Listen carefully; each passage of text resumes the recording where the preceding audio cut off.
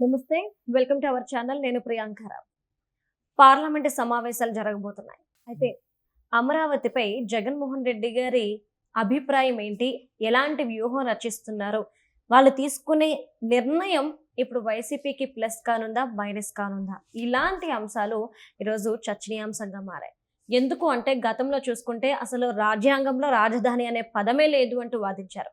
అసలు అమరావతి వద్దు అంటూ వారు పెట్టుబడులు రానివ్వకుండా అమరావతి వద్దంటూ ఎలాంటి కుట్రలు చేశారు, ఎలాంటి పనులకు పాల్పడ్డారు అనేది ప్రతి ఒక్కరు చూశారు. మరి పార్లమెంట్లో చట్టబద్ధత కల్పించబోతున్నారు అమరావతికి. మరి ఈ నేపథ్యంలో వాళ్ళు తీసుకునే డెసిషన్ ఏంటి అనేదే తెలుసుకుందాం. మనతో మాట్లాడడానికి ప్రముఖ పొలిటికల్ అనలిస్ట్ అంకమరావు గారు ఉన్నారు. ఆయన తెలుసుకుందాం. నమస్కారం సార్. అంటే పార్లమెంట్లో అమరావతి రాజధానిగా చట్టబద్ధత చేసే అవకాశం ఉంది అని వార్తలు వస్తున్నాయి. ఈ వార్తల నేపథ్యంలో జగన్మోహన్ రెడ్డి గారు ఎలాంటి డెసిషన్ తీసుకొని వాళ్ళ వ్యూహం ఏంటి అనేది ఏం చెప్తారనేది చర్చనీయాంశంగా ఉంది. అసలు మద్దతు ఇస్తారా, లేదంటే ప్రజలందరికీ ఏదైతే చెప్తున్నారో అలానే వద్దు అంటారా, లేదా తటస్థంగా మౌనం వహిస్తారా, ఏం చేస్తారు? దీనివల్ల వాళ్ళు తీసుకునే డెసిషన్ వల్ల పార్టీకి ప్లస్ అవుతుందా, మైనస్ అవుతుందా? ఇక్కడ ముందుగా అమరావతి గురించి మాట్లాడుకోవాలి మనం. Okay sir. విభజిత రాష్ట్రంలో రాజధాని ఏ ప్రాంతంలో ఉండాలి ఏంటనేది చూసుకుంటే రాష్ట్రం మధ్యలో అటు 6 జిల్లాలు ఇటు 6 జిల్లాలు, మధ్యలో ఉన్నది గుంటూరు జిల్లా.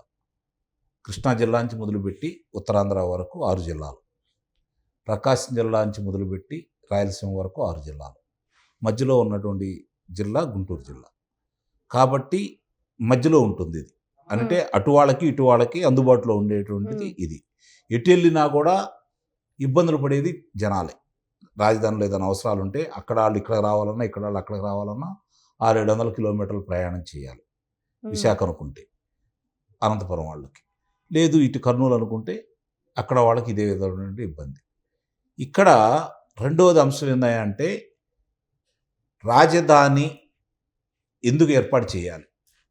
మొన్న అన్నాడు కదా, రాజ్యాంగంలో రాజధాని లేదు, ముఖ్యమంత్రి ఎక్కడుంటే అక్కడే రాజధాని అన్నాడు. మరి ఈ మాట అన్నాగా ఏమంటే మళ్ళీ వాళ్ళ మనుషులు మళ్ళీ కాదు అమరావతి మా రాజధాని అని చెప్పని సజ్జల రామకృష్ణారెడ్డి లాంటి వ్యక్తులు మాట్లాడుతూ ఉన్నారు. ఇక్కడ వాళ్ళు జనాలని చాలా తెలివిగా కన్ఫ్యూజ్ చేస్తున్నారు. వాళ్ళేం కన్ఫ్యూజ్ కావట్లా, ఇది గమనించుకోవాలి.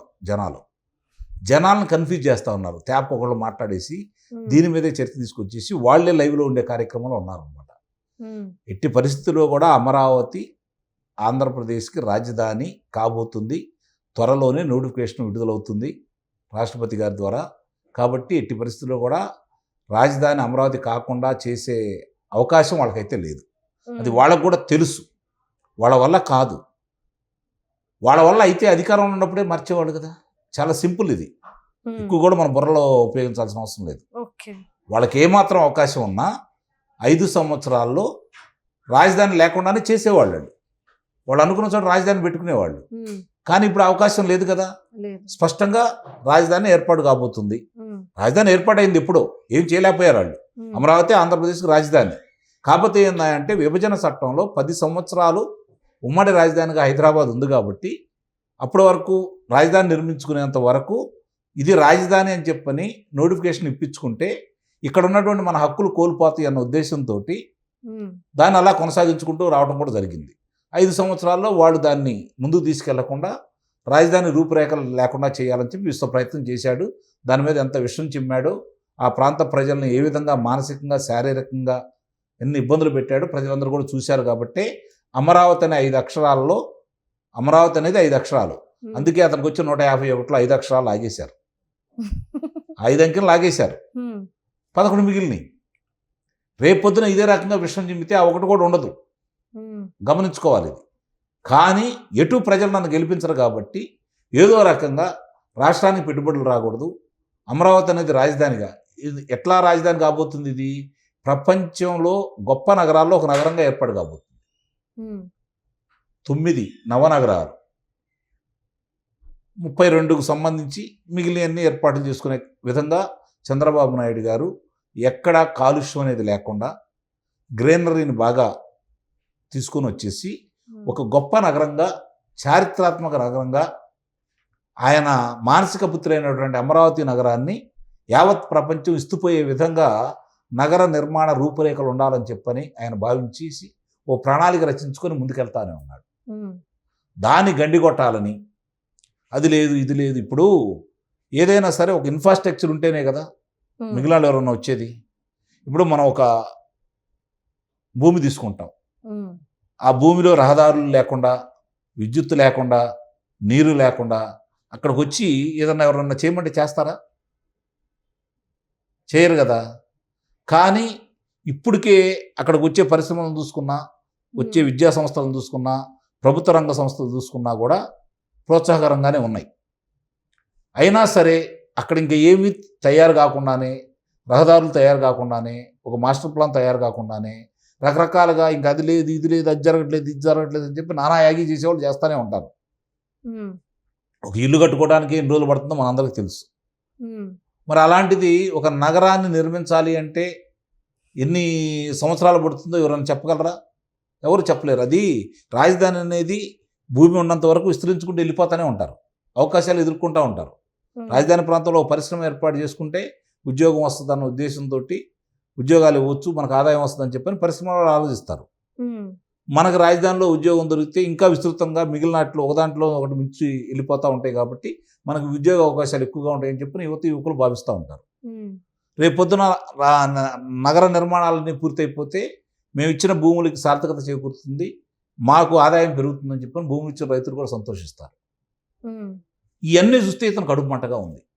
నేను దీన్ని నాశనం చేయాలనుకున్నాను, వీళ్ళేంటి శాశ్వత రాజధానిగా అమరావతిని చేయబోతున్నారు, నోటిఫికేషన్ విడుదల కాబోతూ ఉంది, అలాగే ఇన్ని వర్కులు తీసుకొస్తా ఉన్నారు, అసలు నేను ఎలా తట్టుకుంటాను అని చెప్పిన భావనలో ఉన్నాడు అతను.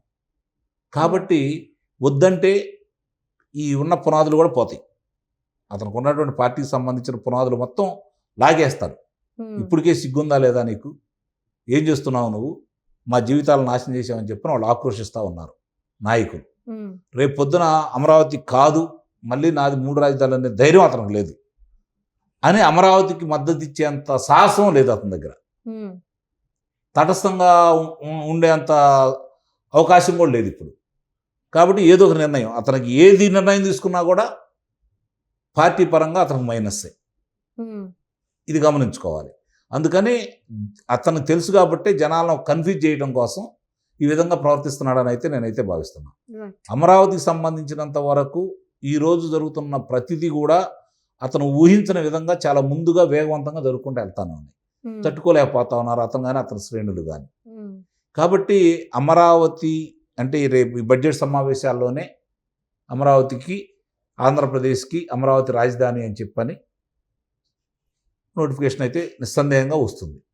ఆ తర్వాత వీళ్ళు ఎన్ని ఏం చేసుకున్నా కూడా అక్కడైతే ఉపయోగం అంటూ ఏం లేదు. ఈలోపు మేము ఉండాము అని ఉనికిని తెలపడం కోసం మాత్రమే ఇలాంటి ప్రకటనలు చేస్తున్నారని చెప్పి అయితే నేను భావిస్తున్నా.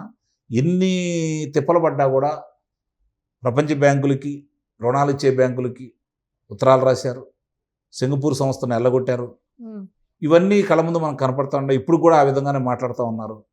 కాబట్టి ఇవన్నీ కూడా ప్రజలకు అర్థమవుతుంది కాబట్టి అందరూ గమనిస్తున్నారు. ఏది మాట్లాడినా ఇప్పుడు వాళ్ళకే ఇబ్బంది అవుతుంది. వాళ్ళ నాయకుడు ఏది చేసినా కూడా ప్రజల నుంచి సరైన స్పందన రావట్లేదని వాళ్ళందరికీ అర్థమైపోతానే ఉంది. కాబట్టి అమరావతిని ఎంత ఎక్కువగా అతను ఇబ్బంది పెట్టాలనుకుంటే అతని రాజకీయ సమాధికి అది ఒక్కొక్క ఇటుక అవుతుందని అయితే నేను భావిస్తున్నాను. Right, thank you so much sir.